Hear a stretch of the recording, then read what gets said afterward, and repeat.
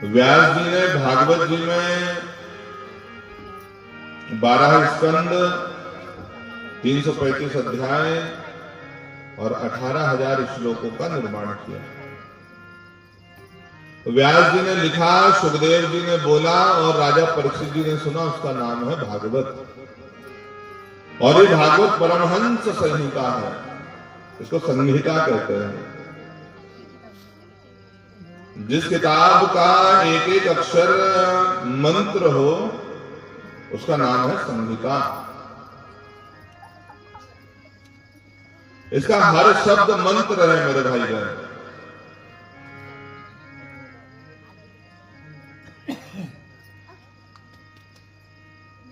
किसी गांव में भागवत हुई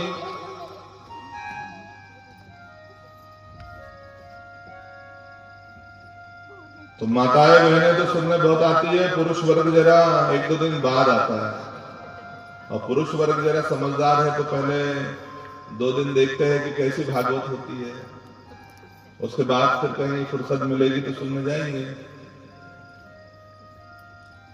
तो गांव में कहीं भागवत हो रही थी तो पटलन ने पटेल से कहा कि पटेल बाबा, अरे भागवत हो रही है तो भागवत सुनने जाओ। अब पटेल साहब को अपने काम में रुचि थी किसानी के, तो भागवत नहीं सुनते थे। तो पटलन ने कहा कि नहीं, गांव में भागवत हो रही है तो एक दिन तो सुनो। पटेल साहब ने सोचा कि आज फुर्सत है जरा किसानी के काम से, तो आज जाकर के सुनेंगे। पटलन ने कहा, देखो भागवत का हर शब्द मंत्र है, जरा ध्यान से सुनना। तो पटेल बाबा भागवत सुनने आए और उनको तो पटलन ने बताया था कि ध्यान से सुनना, हर शब्द मंत्र है। और जो लोगों ने देखा गांव के कि अरे पटेल साहब आए हैं सुनने,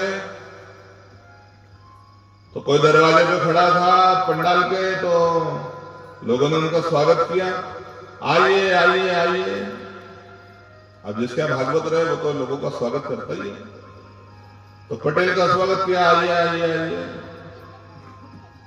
बैठने वाले ने आसन बिछाया, बैठिए बैठिए बैठिए, बैठाला। और पटेल साहब की तो रुचि नहीं थी भागवत में, तो इधर उधर पंडाल वंडाल देखा और थोड़ी देर में नींद लग गई। जिसकी रुचि कथा में नहीं होती है उसको नींद जल्दी आती है कथा में।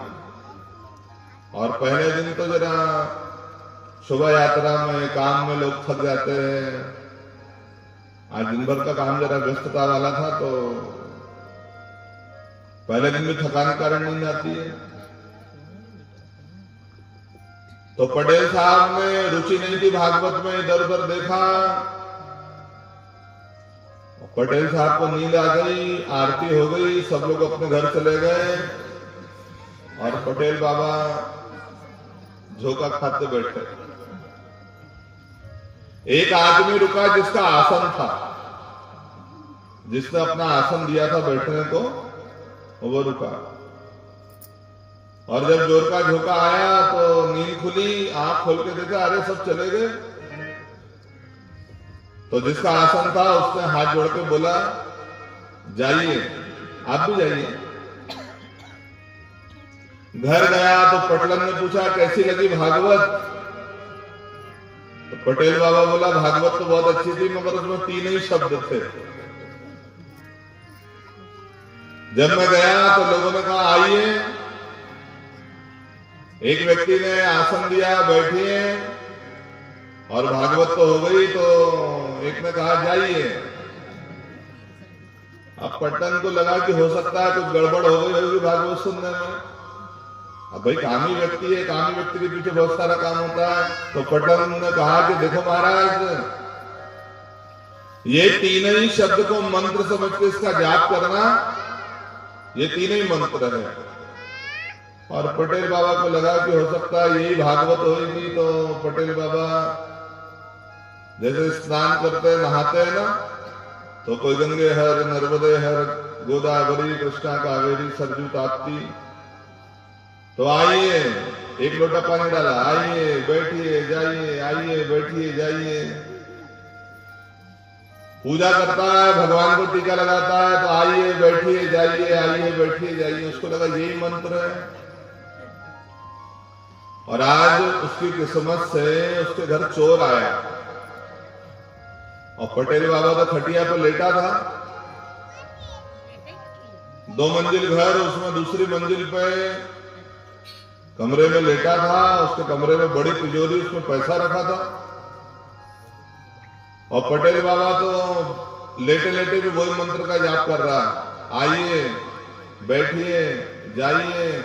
और चोर ने पटेल बाबा के घर में खिड़की खोली, एक पैर अंदर रखा, और पहला मंत्र पटेल ने बोला, आइए।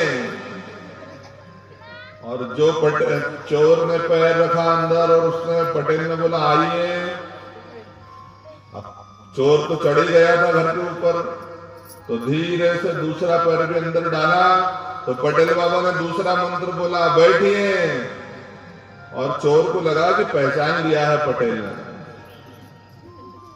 तो चोर तो पैर के पास आकर के बैठ गया पटेल के, कि अरे पटेल साहब, गलती से मेरे को मालूम नहीं था तेरा घर है, गलती से तेरे घर में आ गया, इसके बाद दोबारा कभी नहीं आऊंगा। और पटेल ने तीसरा मंत्र बोला, जाइए। और जो बोला जाइए, तो चोर को लगा बड़ा अच्छा आदमी है, कि पुलिस को नहीं बुलाया, हल्ला नहीं किया, मगर वो 3 मंत्र से, 3 शब्द से आज पटेल के घर चोरी होने से बच गई।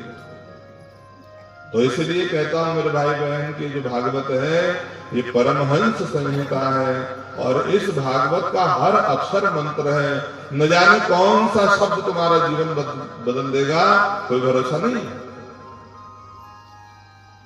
तो इसका निर्माण व्यास जी ने किया, सुखदेव जी ने बोली, राजा परीक्षित जी ने सुनी, और ऐसा नियम है कि पहले दिन वक्ता ने श्रोताओं को कथा की महिमा सुनाना चाहिए।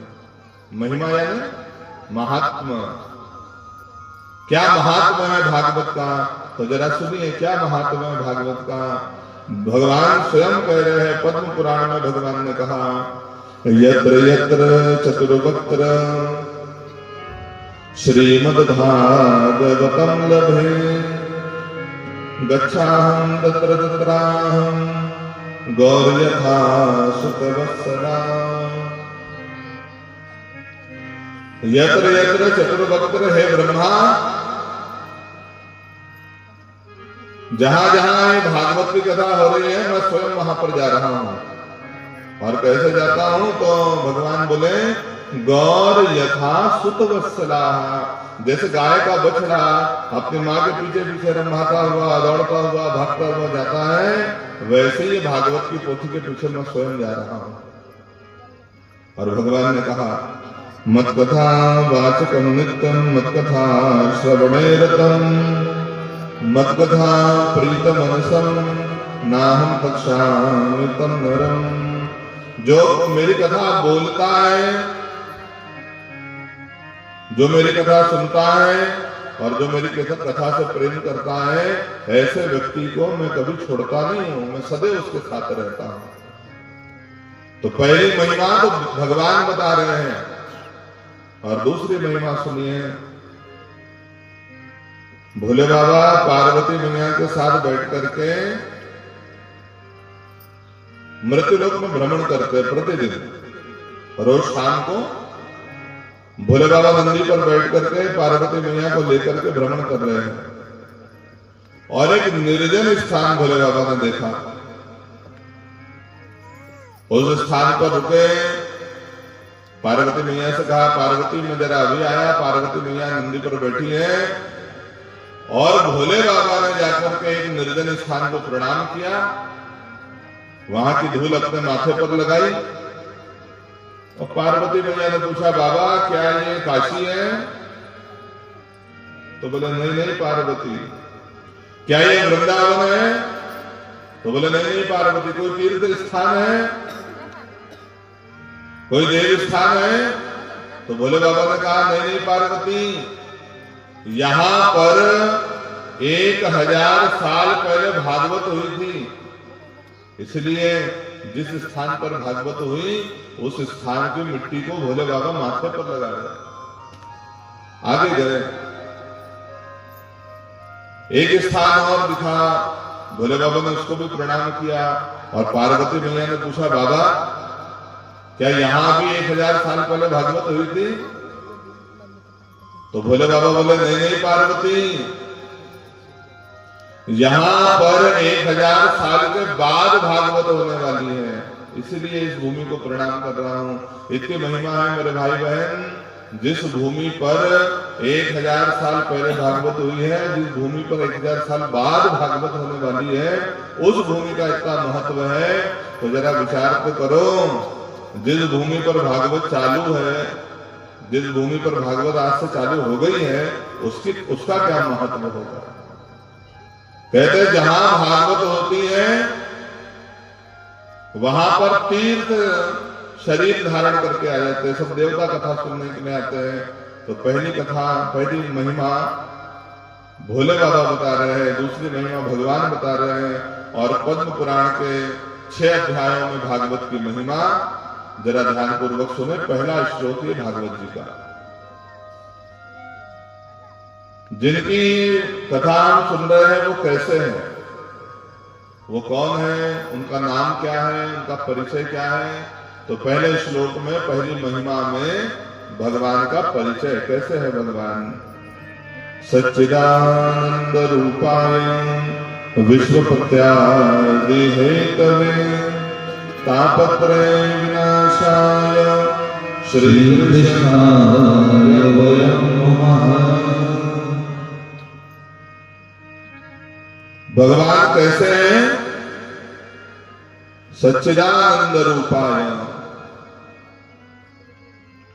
भगवान के 3 नाम हैं। आपसे कोई पूछे भगवान का नाम क्या है, तो कोई राम जी बोलेगा, कोई श्याम जी बोलेगा, मगर ये भगवान का ऊपरी परिचय है मेरे भाई बहन। भगवान का 3 नाम है, और भगवान का असली नाम क्या है? सत, चित और आनंद। ये भगवान का 3 नाम है, सच्चिदानंद। पहला नाम है भगवान का सत्य। हमारे पहले भी था, हम हैं जब भी है, हम नहीं रहेंगे तब भी रहेंगे, इसलिए वो भगवान सत्य है, इसलिए उनका नाम सत्य है। उन्हीं भगवान का नाम चित्त है। चित्त यानी प्रकाश, चित्त यानी ज्ञान। अब देखिए, हमको प्रकाश उधार लेना पड़ता है, पंडित जी को ज्ञान उधार लेना पड़ता है, मगर वो भगवान स्वयं चित्त है, वो भगवान स्वयं ज्ञान है, इसलिए उनका नाम है चित्त। चित्त यानी चैतन्य। और वही भगवान आनंद है, उन्हीं भगवान का नाम आनंद है। मगर मेरे भाई बहन, आज कलयुग में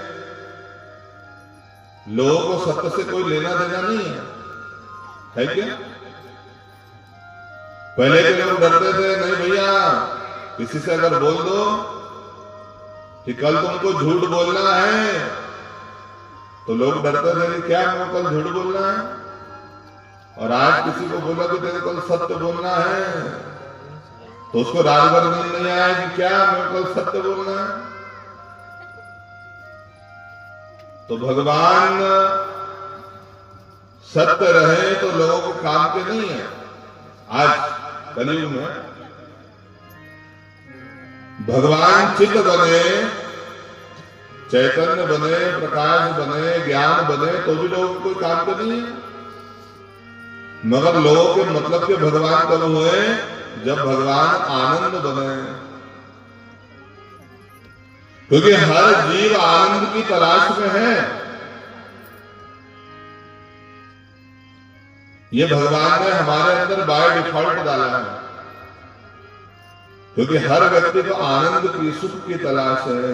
क्योंकि सुख का, आनंद का अंश हम है, भगवान का अंश है, इसलिए आनंद की तलाश है। और ऐसे समझो मेरे भाई बहन कि घर में कोई माता जी हलवा बनाती है, हलवा जानते हैं ना? तीन चीजें डाली जाती हैं।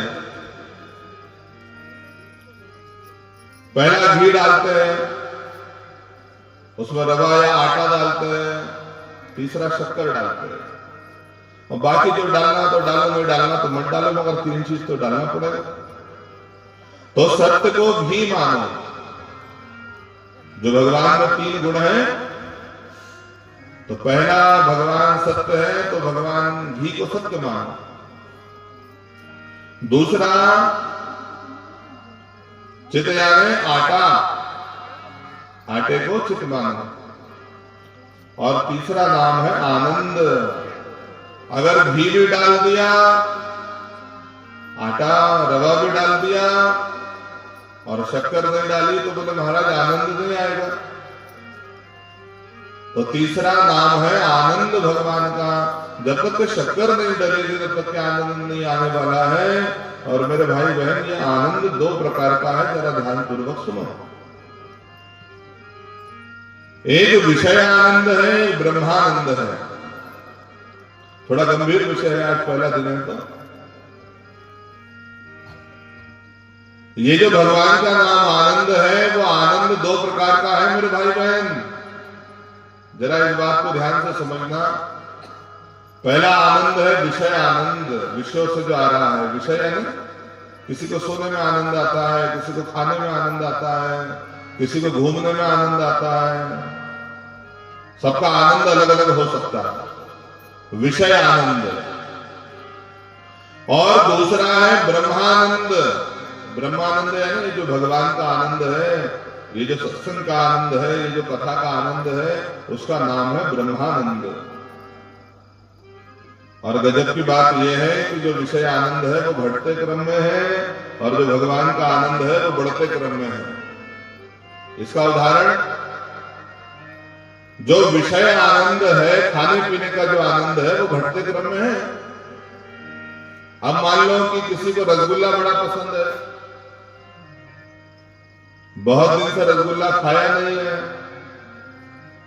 और पंडित जी जजमान क्या गया और भोजन की थाली लगी, पहला आइटम रसगुल्ला आया, तो मुंह में पानी आया कि भैया आज रसगुल्ला खाने को मिलेगा।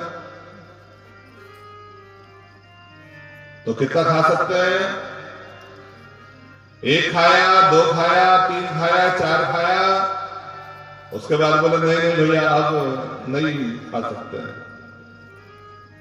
और कोई आ गया बोले नहीं नहीं हमारी तरफ से तो लिए ही नहीं, हमारे हाथ से तो एक लेना ही पड़ेगा। तो बड़े मुश्किल से पांचवा भी ले लिया, खा भी लिया, और उसके बाद भी कोई आ जाए छठवा रसगुल्ला लेकर के कि महाराज छठवा रसगुल्ला खाओगे? तो पंडित जी क्या बोले, अगर छठवा रसगुल्ला खा लिया, जो पहले के 5 खाए हैं वो भी बाहर आ जाएंगे। आएंगे कि नहीं? अब ये पंडित जी की बात है, अगर तुम 10 खा सकते हो तो कोई बात नहीं, 10 के ऊपर कोई 11वां भी खा सकता है। मगर इसका मतलब क्या है कि ये जो विषय का जो आनंद है, कोई सोने वाला व्यक्ति है, उसको बोलो भाई तो सोया रहे, रात भर सो सकता है, दूसरे दिन भी मन उठा 11 बजे तक 12 बजे तक सोया रहेगा, उसके बाद भी उसको जरा गाय गाय करके सुना, सोया रहे, 2 बजे चढ़ के उठ जाएगा कि जबरदस्ती सुला रहे हो हमको। इसका मतलब क्या हुआ कि ये जो विषय का जो आनंद है वो घटते क्रम में है, और जो भगवान का आनंद है वो बढ़ते क्रम में है, इसलिए इसका नाम ब्रह्मानंद है। और मेरे भाई बहन देखना, आज तो ये आनंद प्रारंभ हुआ है। कितना आनंद आया, सुबह यात्रा में घूमे, लोगों ने बढ़िया नृत्य किया, नाच गाकर भी शोभा यात्रा निकाली। तो आज से आनंद प्रारंभ हुआ है, और चौथा दिन जब आएगा, जब चौथा दिन जब कथा में आएगा तो आनंद प्रकट हो जाएगा, और जो आनंद प्रकट होएगा तो लोग बोलेंगे नंद घर आनंद भयो जय कन्हैया। इसका मतलब क्या है ये जो आनंद है भागवत का आनंद बढ़ते क्रम में है, और बाकी जो आनंद आ रहा है वो घटते क्रम में है। तो भगवान के 3 नाम है, 3 काम है। क्या करते हैं भगवान? विश्व पत्यादि हेतवे, विश्व की उत्पत्ति करते हैं, पालन करते हैं, समय आने पर उसका संहार करते हैं। कभी कभी अभिमान होता है ना कि देखो हम घर को चला रहे हैं, कभी कभी मालिक के मन में ही अभिमान आता है कि हम घर चला रहे हैं। कभी कभी माँ के मन में यह अभिमान आता है कि देखो मैंने बच्चों को पैदा किया है। मगर मेरे भाई बहन, जो माँ इस बात का अभिमान लेकर के बैठी थी कि मैंने बच्चे को पैदा किया है, अपने गर्भ में तो 9 महीने का मैंने बना दिया, मगर वही बच्चे की उंगली टूट जाए तो वो माँ जोड़ सकती है क्या? तो बोले नहीं नहीं महाराज, डॉक्टर के पास जाना पड़ेगा। इसका मतलब क्या हुआ कि वो मां के गर्भ में भी भगवान ही बना रहा था। मालिक को अभिमान था कि मैं परिवार चला रहा हूं, मगर मालिक चला गया, उसके बाद भी परिवार चल रहा है। इसका मतलब क्या हुआ कि कोई और चला रहा था। तो इसलिए भगवान ही विश्व पत्यादि हेतवे, विश्व की उत्पत्ति करते हैं, पालन करते हैं, सृजन करते हैं। तापत्रय विनाशाय श्री कृष्णाय वयं नमः, जो जीव के पाप संताप का हरण करते हैं, ऐसे भगवान को हम सब मिलकर के प्रणाम करते हैं। बोले भक्त वत्सल भगवान की जय हो, भागवत महापुराण की जय हो।